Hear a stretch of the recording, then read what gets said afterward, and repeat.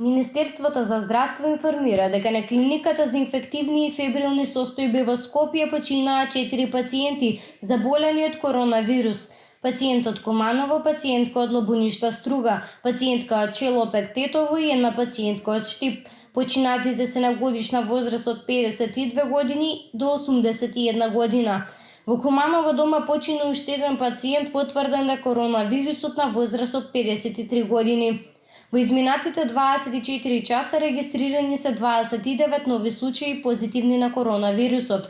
По градови Скопје 15, Куманово 7, Прилеп 1, во Струга и Кочани по 3 лица. Со ова вкупната бројка на диагностицирани пациенти со COVID-19 во нашата земја изнесува 599 лица. Најголемиот број на заразени се во Скопје и Куманово. Во Велес има вкупно 10 заразени лица. Во изминатото деноноќие направени се 386 теста. Министерот за здравство доктор Венко Филипче на својата страна на Facebook објави: Драги колеги здравствени работници, ви оддавам посебно признание за клучната улога што ја имате во здравствената нега и грижата на нашето здравје. Вашиот труд и пожртвуваност спасуваат животи и токму заради вас луѓето веруваат дека ќе бидат безбедни и здрави. Сега здравството и здравствените работници се клучниот столб во државата.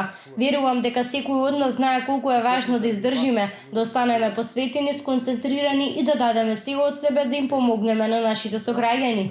Да издржиме со справувањето со коронавирусот во земјава.